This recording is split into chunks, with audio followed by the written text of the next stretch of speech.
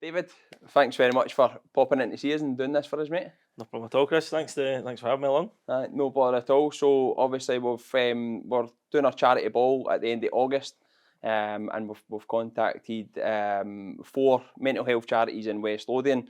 You were a late entry because we were in your obviously at one of your property events, Yeah. and we heard a wee bit more. And I kind of knew that you ran the charity, but we heard a wee bit more about it on that night, and I was like, brilliant, perfect. Well, we would love to obviously help your charity as well.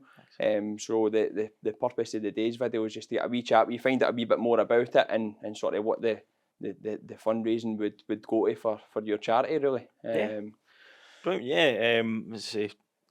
As you've touched on, the kind of property networking side of things is my business that helps. That's my sort of kind of passion, but my purpose is a mental health charity. The why behind everything, is kind of links together, for the kind of longer term.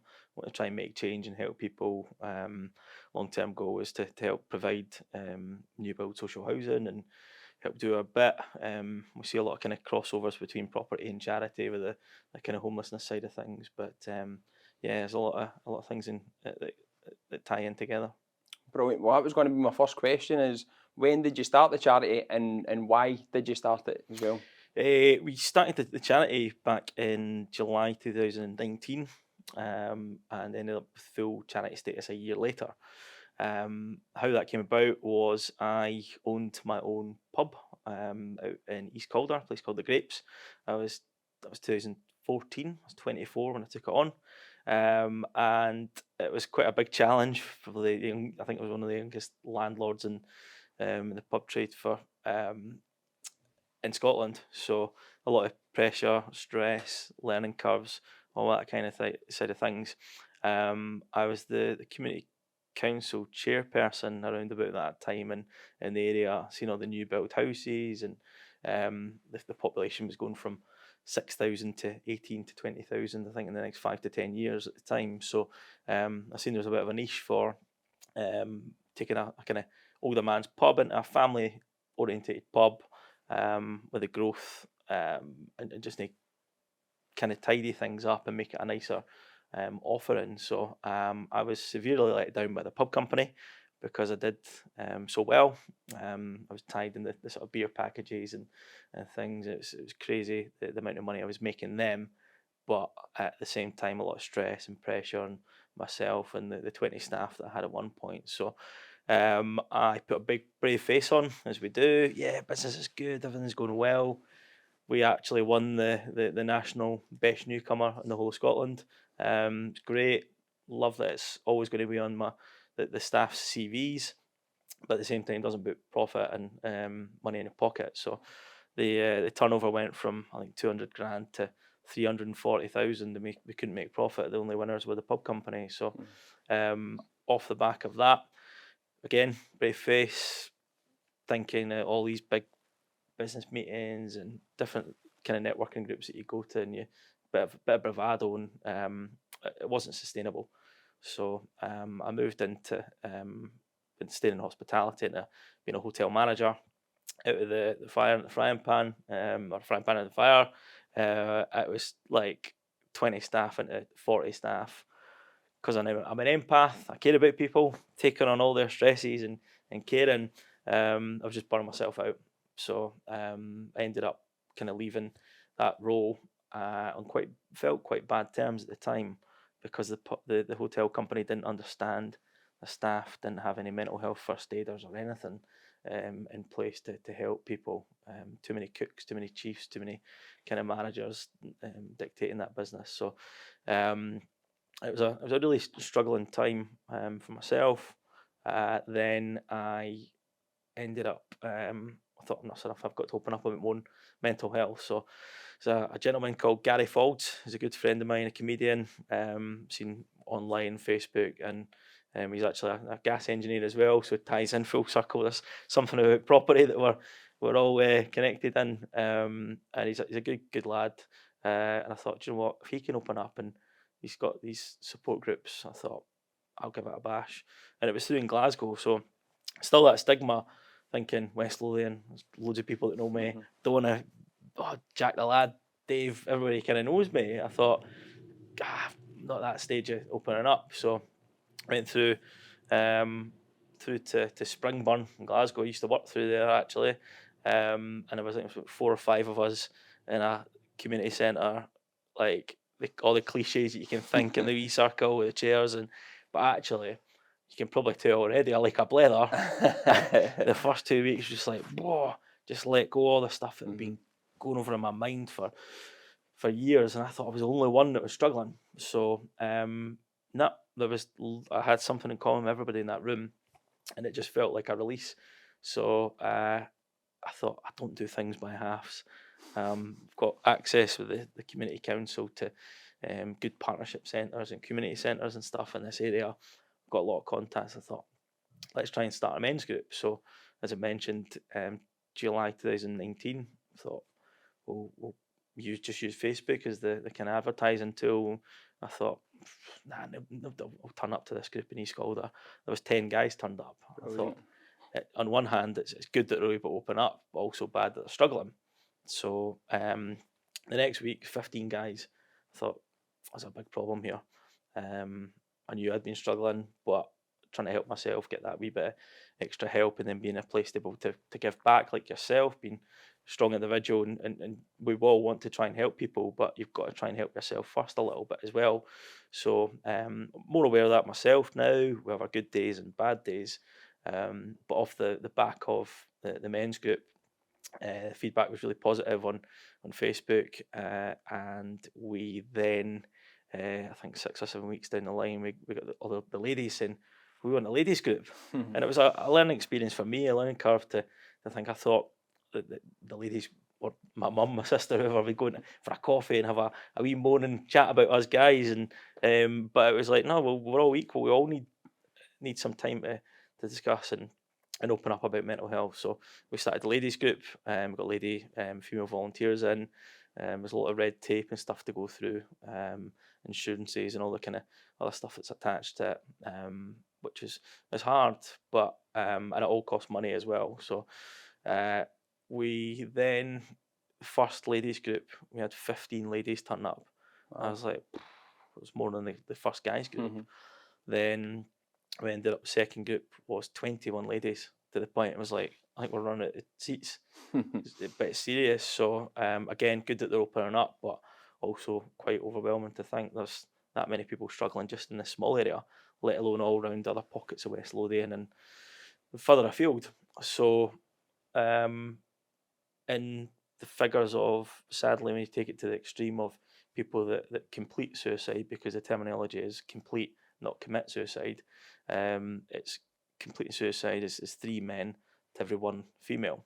So in my head, the figures of us having 21 ladies at the group, we should have had at least 63 men if it's 3-to-1 ratio. The most we really had was about 15. So there's still a lot of guys and ladies that are not opening up about their mental health. So fast forward through COVID, it was a struggle. As I say, July 2020, a year later, we got full charity status, but everybody was winding down. The banks weren't opening business bank accounts, which meant we couldn't access any proper funding. Now it's just everything is funding. It's money. It's sadly the way. We try our best to attract good volunteers, and we've had some really, really good people that have helped us. But people have commitments. That's the housing crisis, the cost of living, inflation, let alone interest rates and mortgages and all the things that we work with in our day-to-day kind of property jobs.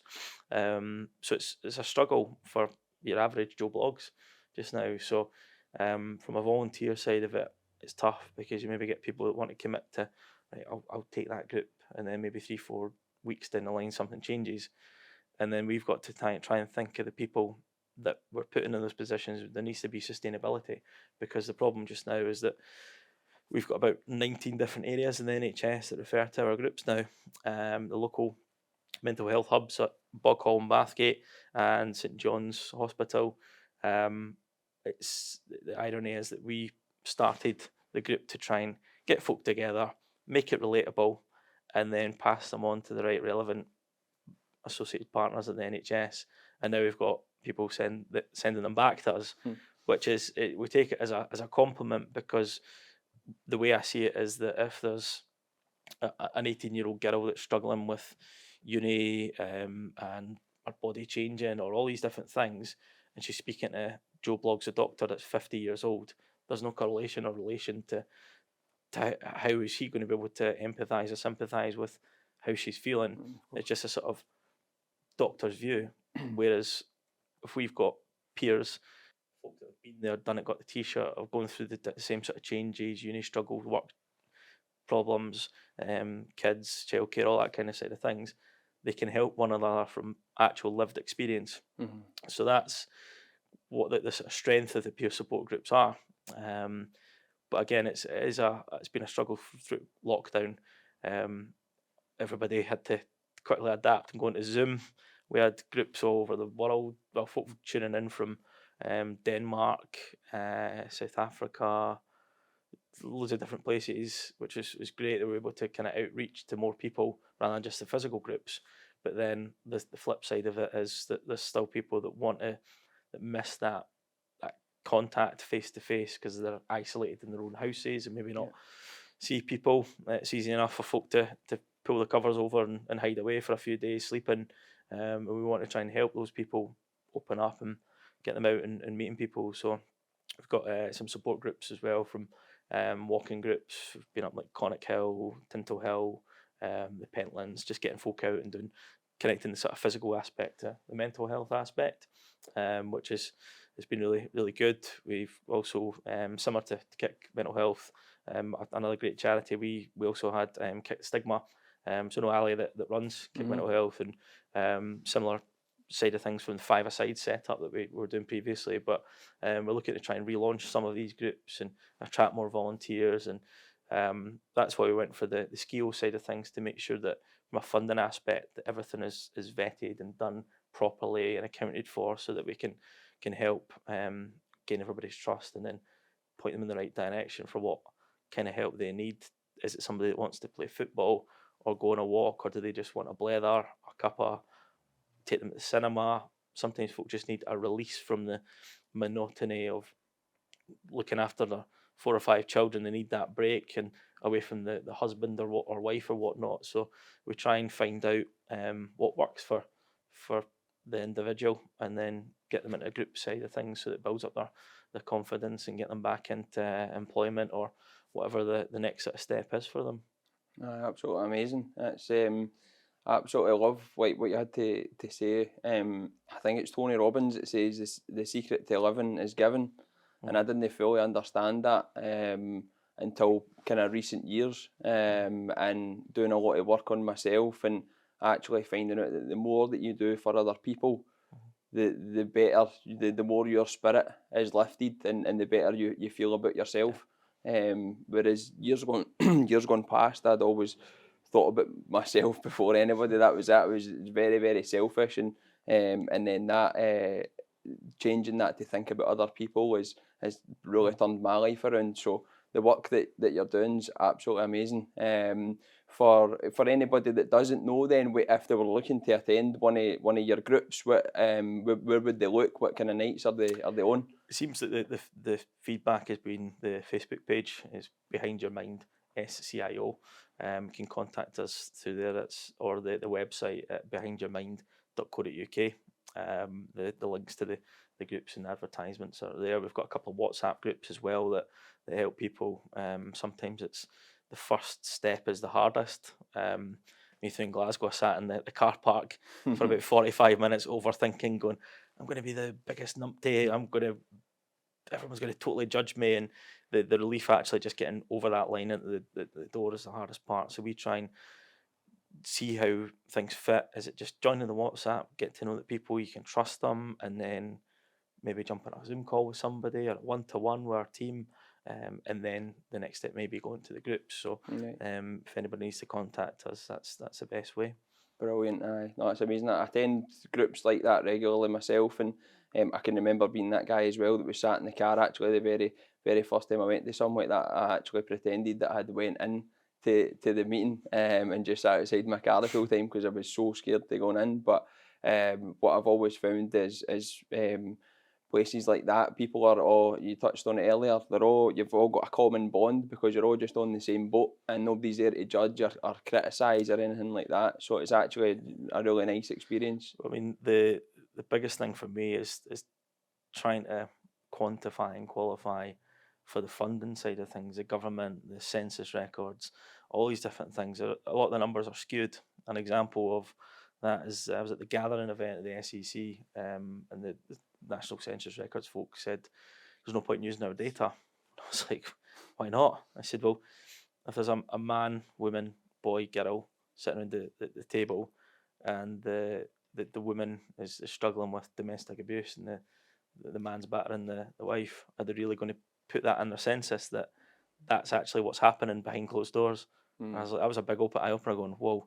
So they said your data that we're collecting ourselves and surveys and things is going to be more accurate than the census data. And I was like, great. But trying to take that in day 1 survey, a week 4, week 12, and then taking it a step forward to see that it's sustainable. Week 24 survey is great, all nice numbers and stuff, but then you try and take that to some of the funders and you've got to put positive outcomes and all the different things and connect it together. And it's hard, really, really hard. We've had next to no mainstream funding so far. So things like the fundraising ball, people doing kilt walks and runs and different things, that these bits are so vitally important to the day-to-day running. And we've had to sort of take a bit of a step back and learn from opening the floodgates. Like we've helped up to I think 1,800 odd people now. Wow. We've saved 20 people's lives on paper, Amazing. touch wood, that I know of, and that we can prove. But we know that it's more than that. It's hard to sort of quantify it. So seeing the difference, I mean, it's not just your average person that's struggling and on benefits and addicted to drugs. That's what people think is just that's mental health. It's not. It's guys that are on £500,000 houses that are addicted to cocaine because they're solicitors or lawyers, and the stress of their job and the day-to-day is tough as well. So it's everybody, and everyone in anything can kind of give you triggers for mental health. So we, as a long-term strategy, we thought it's going to be a struggle for funding. So myself and Scott Payton, one of our other trustees, I put us through our teaching qualifications, and then we went to become mental health first aid instructors.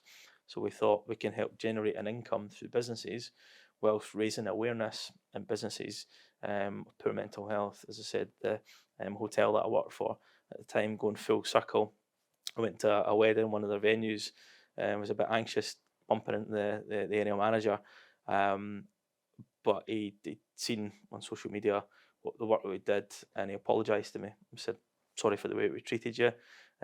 We now do mental health first aid kit training. We'd love you to deliver the next round of fun training when it comes round.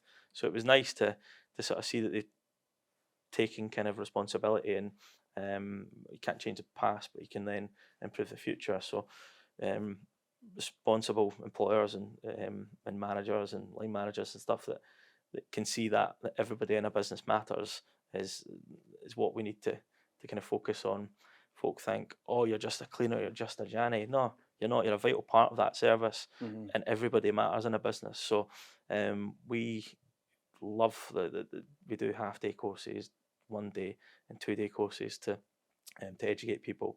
They're generally around anything from £100 to £250 a course, depending on what level you're at.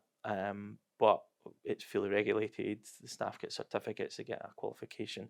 That's great for the employer, but more so for the employee. It's a great opportunity to feel part of something, and knowing that the organisation work for care. The stats, Deloitte's done a survey for poor mental health in every business, and poor mental health for sickness and absence days related purely to mental health costs on average £1,652 per employee per year. So if you've got 10 staff, 16.5 grand roughly, your wage bill's going down the pan in poor mental health. So would you rather that or spend 2.5, maybe 3 grand on training? It's tax deductible for employers to then show what you can do to help your staff feel part of something, also your productivity levels and social responsibility and all these different things can be attributed to it. So we try and help the individuals, the families, tapping into the good relationships with kids and schools as well. A big part of what we do is something called the YPI, the Youth Philanthropy Initiative. So we've been into schools. The kids do a project on a relevant charity. So if they pick Behind Your Mind, for instance, they'll contact myself or the team and get asked to make a PowerPoint presentation about the charity. If they get through the relevant stages, they can win £3,000 for the charity. And it's great when they do win. I mean, we've done about 30 different times. Takes a lot of my time, but I love it. Them just being able to, the 13, 14, 15-year-old kids are learning skills, how to put a PowerPoint presentation together, and raising awareness in front of maybe 100 of their friends in the dinner hall, talking about mental health. It's great. Some of them get really quite sad when they've not won, and I'm like, yeah, that money's fantastic, but the awareness that you spread is tenfold. It's amazing the amount of people that knock-on effect will go to and help. A positive example was one of the girls in one of the groups actually contacted me direct. I used my own personal story about my mum and dad were divorced when I was 1 year old. And I said the sort of traumas, the triggers and coping mechanisms as football and different things like that. It's been for me. And the girl texted me saying our mum and dad were going through a divorce. She thought she was the only one feeling like that. And that was a kind of a really strong moment where you thought it's helping somebody at a really kind of tough, vulnerable state, kind of stage in their life through something, through again lived experience. And that's what I like us to be able to open up and talk about instead of the bravado. The property business, and we see things can go really well, and nice cars and nice holidays and traveling and all these different things, but everybody has their struggles behind it. I have my struggles, you have your struggles, and it's just trying to make sure that people can have a good honest conversation about mental health because it's tough. That's what this is all about, to be honest with you. It's obviously us being in a position now in the business of giving back, and the subject of mental health means a lot to me personally, and I know it does the rest of the guys in the office. Yes, we want to raise as much money as we can for you guys, but I think the bigger picture behind all of that is trying to normalise the topic of mental health. And I've used the word mental health crisis here in West Lothian because it is a crisis. There is so many people, young people, that are sadly taking their own lives, and I feel like it gets spoke about when something tragic like that does happen, and then it seems to dwindle away a wee bit, and people don't talk about it as much. So the bigger picture of all this is, well, here's two guys sitting with suits on, running businesses, and social media can give this sort of look that our lives are perfect, and it's so far from the truth. Like you said, everybody's got their own problems, and it's trying to normalise that I think is the biggest thing that we're trying to get out of all this, as well as obviously raising a few quid for the charities, which I'm sure will go to a good cause, which is my next question. We're going to obviously have a charity ball, raise funds for Behind Your Mind. What would that money go to? Well, what we want to do is try and give away some free places for mental health first aid instructors. So, mental health first aid, or mental health first aiders mainly. We want to bring in more instructors at a later date to push things on a wider scale. But for mental health first aiders, we want to be able to get positive role models like football coaches, community clubs, Scouts, Beavers, whoever it is, that's people that these kids or youngsters or anybody look up to or go to, and they have a prominent role in the community that are respected. If we can help educate them to spot signs and symptoms of poor mental health and good mental health, and praise the good stuff and talk about the positives as well, then I think that's the right thing that we want to do. I mean, if you're able to, if we give 10 places on a course to 10 different communities, and those 10 people teach 10 people something. It's that knock on, paying it forward, positive ripple effect that we have. Like as you use a bank as an example, if you've got 10 managers in a bank and they've got 10 folk in their team, you can do a lot of good by educating these people. And I mean, it's amazing the difference in ages as well. You've got guys from, well, some of the kids that come in to the charity, but generally from 16 to I think 78 was the oldest gentleman that had been one of the groups. One of our trustees is 72. So Amazing. we've got a good demographic. It's not just, oh, it's the kids or it's the young men, it's everybody. And we look at the senior side of things as well. So part of the funds that we're looking at as well is kind of packages for isolated individuals or senior groups as well. Long term as well, we want to do seniors trips. We've talked about it before, taking elderly folk out to North Berwick for the day, or down to Largs, or wherever's good, or an afternoon tea at the local golf club. Just getting people out and about. Sometimes doesn't cost a lot of money, but it goes a long way to helping people. The kind of the byproduct of that is it stops or helps to kind of minimise dementia or diabetes, and getting folk active and getting back out in the community. And some of these elderly people don't have families or anybody around, so there's that flip side of it as well that is very important. So any funding will go a long way to helping a lot of people. Brilliant, absolutely amazing.